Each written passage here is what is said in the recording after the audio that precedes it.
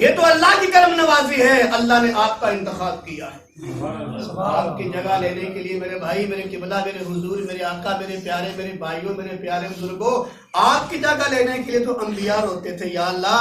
نبی بنایا تو نے، بڑی بات ہے، نبی کا بڑا مقام ہوتا ہے، نبی بنایا، رسول بنایا، کتاب دین، یا اللہ تو نے نبوت عطا کی ہے، اس سے بڑھ کر کوئی دنیا میں مہربانی ہو سکتی، لیکن نبیوں نے یہ رشک کیا، نبیوں نے یہ مطالبہ کیا، یا اللہ ہمیں نبی نہ بناتا، کاش محمد مصطفیٰ کو امتی بنا دیتا۔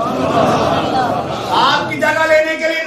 انبیاء روتے گے، انبیاء ترستے گے، اللہ نے آپ کو وہ معیار دیا ہے، اللہ نے آپ کو وہ تھالی دی ہے۔ میرے اور آپ کے آقا نے فرمایا جب جنتی جنت میں جانے لگیں گے اللہ روک دے گا، ٹھہر جاؤ، جب تک میرے محمد کی امت جنت میں داخل نہیں ہوگی اس وقت تک تمام امتوں کے لیے جنت میں جانا حرام ہے۔ جب امت محمدی جنت میں جانے لگے گی پھر اللہ اعلان کرے گا ٹھہر جاؤ میرے محبوب کی امت، میرے پیارے کی امت، ٹھہر جاؤ۔ ایسے نہیں، آپ کو پروٹوکول دیا جائے گا، آپ کو اعزاز دیا جائے گا، آپ کو انعام دیا جائے گا، آپ کے ساتھ وہ معاملہ کیا جائے گا، ساری دنیا یاد کرے گی یہ محمد کی امت جا رہی ہے، اللہ ساری امت کو روک دے گا، پھر اعلان کرے گا اے فرشتوں یہ میرے محمد کی امت آئی ہے، یہ میرے کملی والے کی امت آئی ہے، یہ ساری کائنات کے امام کی امت آئی ہے۔ آج میرے نبی کو امتی کو، ہر ایک امتی کو جنت میں جانے سے پہلے حسن یوسف عطا کر دیا جائے گا۔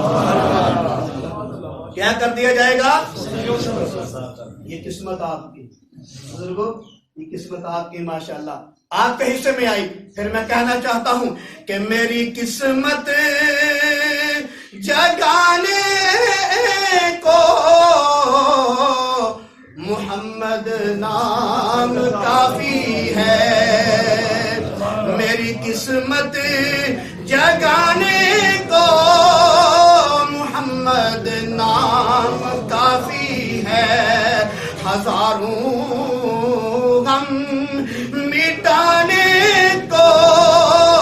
محمد نام کافی ہے، خدا کا ذکر کرتا ہوں سکون قلب ملتا ہے،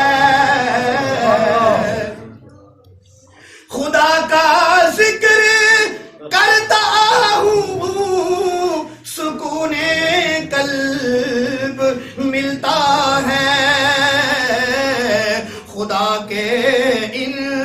دیوانوں کو محمد نام کافی ہے، سلگتی آگ پر حبشی کے ہونٹوں سے صدائی، میری بگڑی